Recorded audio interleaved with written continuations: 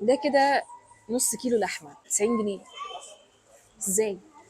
فاكرين عربيه برجر مصر اللي كانت فاتحه عند مدرسه عزيز اباظه في العصافره؟ النهارده لقيناها فاتحه في فيكتوريا جمال عبد الناصر. يلا بينا نشوف ادائها بيقول ايه. همبرجر يا عيالي، همبرجر يعني لحمة وزحمة يا دنيا زحمة.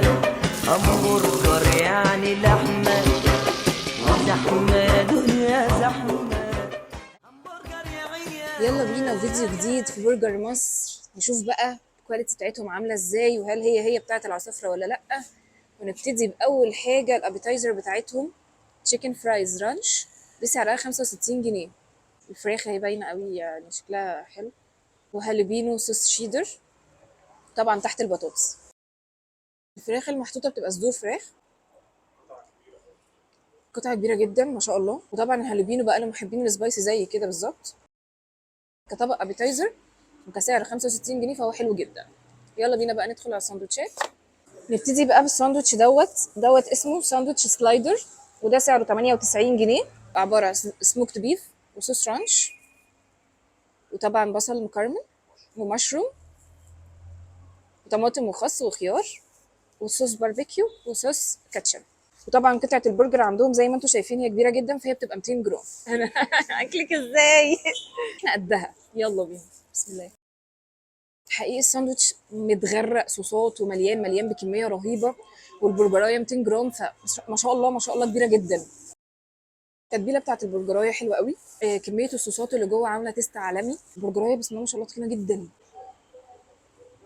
والسعر بتاعها حلو جدا على الحجم ده بصراحه. المشروم بقى عندهم جامد قوي، يعني انا من محبين المشروم اصلا. عندهم بقى ميزه في موضوع البطاطس، ان البطاطس عندهم مدى الحياه. يعني انت لازم مع اي ساندوتش بينزل لك بطاطس ربع كيلو. اي ساندوتش بينزل معاه ربع كيلو بطاطس. جميله. يلا بينا بقى ندخل على ميكي تشيز لاند، وسعره 90 جنيه. وده بيبقى دبل، وبيبقى عليه 3 قطع موتزاريلا ستيكس. بيبقى قطعتين برجر. الاتش دوت عايز 3 معايا يجوا ياكلوه. بصوا المنظر ده كده. نص كيلو لحمه 90 جنيه. ازاي؟ تعالوا نطلع كده البرجر ندوق التست بتاعه برضو الاول عامل ازاي. يعني ساندوتش الدبل ده عايز حد اكيل قوي عشان يعرف ياكله. طعم الموتزاريلا ستيكس مع ساندوتش رهيبه بصراحه، كتست ساندوتش هو لذيذ جدا.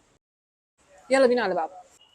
ندخل بقى على الفراخ لافا سيكريت، وسعره 90 جنيه برضو. وبرضو بسم الله ما شاء الله الاحجام عندهم كبيره جدا. اونيون رينجز وقطعه الفراخ ورومي مدخن. جامده. يلا بينا. تتبيله الفراخ خطيره، هي بتشتي على الاكل تقريبا. الرومي مدخن حلي طعمه قوي. دي الفراخ نظيفه جدا من جوه. موتزاريلا ستيكس،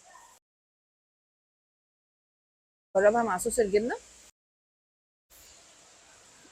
طعمها خطير. الفراخ بصراحه عجباني قوي، فظيعه. عايزين نجرب الصوصات. طبعا صوص الجبنه، صوص الرانش. ده بقى صوص سبايسي جدا، حلو قوي. يلا بينا ندخل على اخر ساندوتش. يلا بينا ندخل بقى على رياليتي رانش، سعره 90 جنيه. هنا بقى قررت ان انا اقسم الساندوتش عشان بصراحه موضوع الاكل صعب جدا. عباره عن مشروم فريش، برضو بيتشوح بالزبده. والقطعه البرجر، برضو قطعه البرجر 200 جرام، ونغرقها جبنه عشان انا من عشاق الجبنه. وجود المشروم في الساندوتش بصراحه بيغير التست جدا، واحلى حاجه ان هو كمان فريش وتشويحته حلوه قوي. فبصراحه كساندوتش هو مميز جدا. الكواليتي بتاعتهم عاليه، الحجم كبير جدا، السعر مناسب. ان ينزل لك بطاطس ربع كيلو في كل ساندوتش، دي ميزه عندهم. وعلى طول بينزل بطاطس، واللحمه كمان بلدي. بالنسبه لي الاسعار دي قصاد ان اللحمه بلدي، فلا هو مش بيكسب كتير. يعني صوصات كل حاجه هو بيعملها بنفسه، ومش بيجيب حاجه جاهزه خالص.